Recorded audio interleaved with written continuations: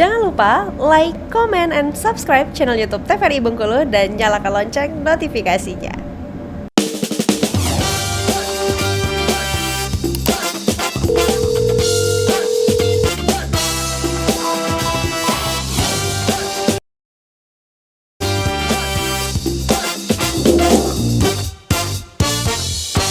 Baik, terima kasih pemirsa, masih di TVRI Bengkulu dan masih bersama saya Khairul Fahmi kali ini tentunya, dan kita masih membahas tentang tema kita tentang epitaksis ataupun juga mimisan bersama dengan Dr. Elsa dan juga Dr. Wenti tentunya ya. Masih kembali ke slide Dr. Wenti ya, belum ke Dr. Elsa. Sedikit lagi ya Mas. Boleh silakan. Tapi sebelumnya dokter, mungkin kalau tadi dibilang bahwa mimisan terjadi karena cuaca, anak-anak dan lain sebagainya. Nah itu berarti bukan karena ada penyakit keturunan atau penyakit yang bawaan dari anak kecilnya sendiri, bukan sih?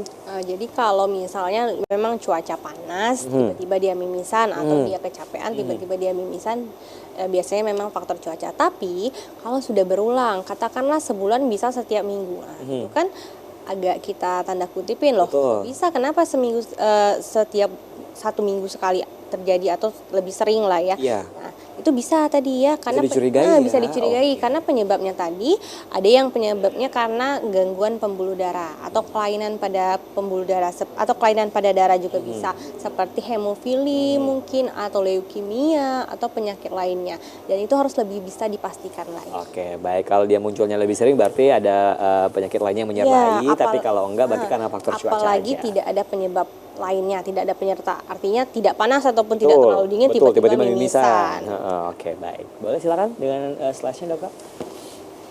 Tapi kalau misalnya demam, mimisan, nah itu juga mungkin penyakit dari demamnya ya, karena kita kenal seperti DBD, itu salah satu gejalanya adalah mimisan. Ya. Kemudian riwayat penyakit dan pemeriksaan yang berkala akan mengarah lebih lanjut ke sebab yang lebih serius. Jadi penata-laksanaan umum pada anak adalah silver nitrate kauter. Ini boleh nanti akan dijelaskan lagi sama Dr. Elsa mungkin bagaimana cara mengkauterisasi atau mungkin penekanannya ya. Oke, epitaksis pada dewasa. Jadi karena penyebabnya lebih sering pada dewasa itu adalah sistemik yang lebih berkesinambungan pada orang dewasa, maka banyak ditemui penyakit penyerta tadi ya seperti hipertensi. Akan tetapi belum ada bukti pasti kebanyakan pasien yang mengalami kecemasan akan meningkatkan tekanan darahnya mengalami epitaksis. Jadi yang lebih jelasnya adalah apakah orang yang dengan hipertensi bisa epitaksis? Bisa, tapi tidak semua penyakit hipertensi disertai dengan epitaksis ya. Kemudian perdarahan berat yang persisten setelah trauma mengindikasikan perdarahan arteri yang paling sering berasal dari epimedalis anterior dan sphenoplatina ya, karena pembuluh darahnya besar. Dan pada orang yang usia lanjut, terutama dengan demensia, sering terjadi trauma yang berulang tadi ya, dan terjadinya kebiasaan mengkorek hidung. Ini real ya memang. Jadi memang kalau untuk orang tua, apalagi yang demensia, artinya dia sudah terjadi penurunan pada kognitifnya. Dia akan sering melakukan kegiatan yang berulang-ulang tanpa disadari. Seperti mengkorek-korek hidung terus, akhirnya apa yang terjadi? Iritasi, luka. Akhirnya terjadi mimisan. Itu mempengaruhi ya. Kemudian pasien yang menggunakan intranasal atau menggunakan cairan hidung juga dapat meningkatkan resiko epitaksis. Karena apa? Karena tadi mukosanya bisa terlalu lembab ataupun terlalu kering ya. Kalau yang terlalu sering. Oke, penanganan mungkin Dr. Elsa lagi. Oke, boleh. Gantian ya. Boleh Dr. Elsa silakan dengan penjelasannya tentang penanganan dari mimisan ini sendiri. Karena dia prakteknya itu sambil duduk, jadi untuk sesi ini duduk dulu ya. Boleh. Kita sama-sama ya. Iya, boleh. Jadi seperti yang disampaikan oleh Dr. Wenti ya, karena mimisan ini kan awalnya pasti menimbulkan kepanikan. Satu, iya, betul. Kepanikan oleh orang tuanya atau orang sekitarnya, terdekatnya, dan kepanikan ke pasiennya sendiri. Padahal ada dua jenis perdarahan hidung atau mimisan. Ada yang depan dan ada yang belakang.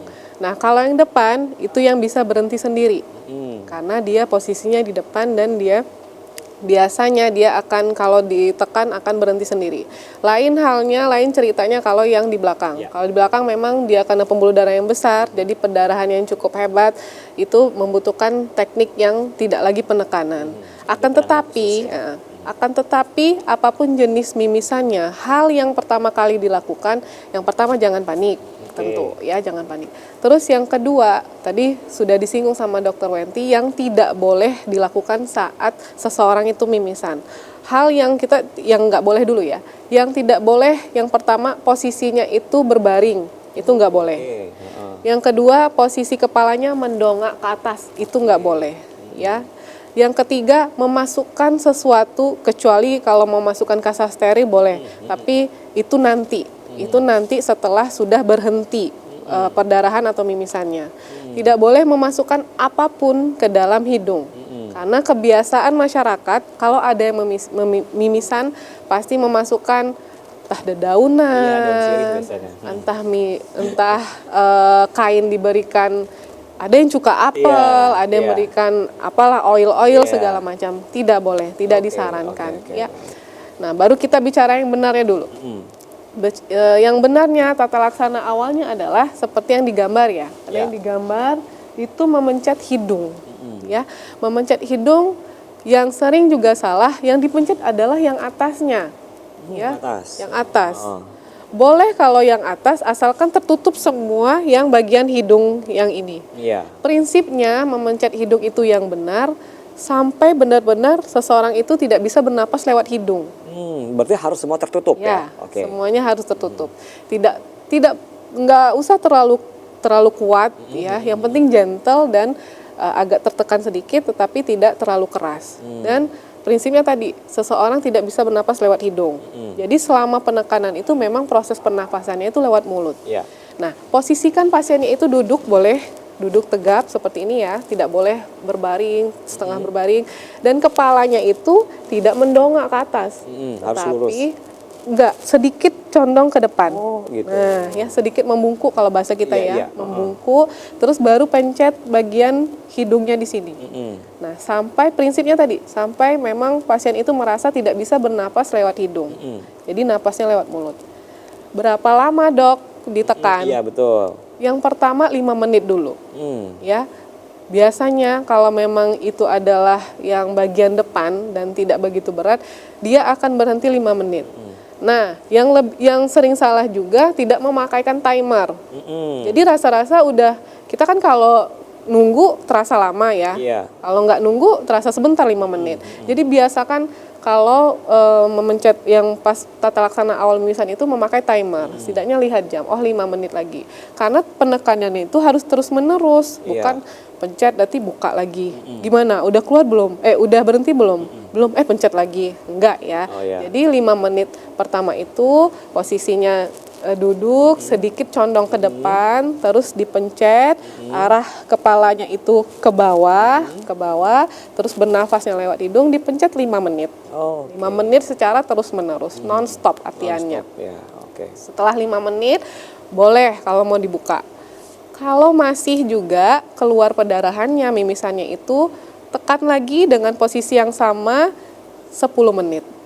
Makin nambah jamnya ya. Nah, sudah 10 menit secara terus-menerus, tidak ada buka tutup, tidak ada buka tutup tadi. Kalau masih juga ada perdarahan, barulah berarti ini mimisannya bisa jadi mimisan yang belakang tadi, yang posterior tadi, pembuluh darah besarnya. Nah, itu. Yang kedua, boleh dibantu dengan kompres es batu. Batu es ya. Di mana, Dok, meletakkannya? Misalnya es batu diletakkan di kain bersih, harus kain bersih ya, kain bersih, terus diletakkan di atas area sini. Nah, biasanya sih saya menyarankan sapu tangan yang nggak kecil, yang kecil aja. Kalau anak-anak bisa singletnya, baju kaosnya seperti itu ya, taruh di atas sini sambil ditekan. Kenapa, Dok, dikasih batu es kayak gitu ya? Karena prinsipnya waktu pada saat pembuluh darah yang anterior itu berdarah ya, dia kan vasodilatasi nih, membuka, jadi keluar darahnya. Nah, diberikan batu es pendingin tadi, cooling tadi itu dengan prinsipnya pembuluh darahnya akan menciut atau vasokonstriksi. Jadi perdarahannya akan cepat berhenti. Nah, itu jadi 2 hal itu, penekanan dan boleh dengan batu es. Nggak usah yang lain-lain. Nggak usah lagi sama yang namanya daun sirih ya. Udah di spill ya. Memang itu yang paling sering sih. Yang paling tapi sering. biasanya berhasil loh. Itu kenapa coba? Yang dijawab kita mau iklan. Baik pemirsa, kita akan kembali setelah jeda berikut tetap bersama kami di Dokter Kita TVRI Bengkulu.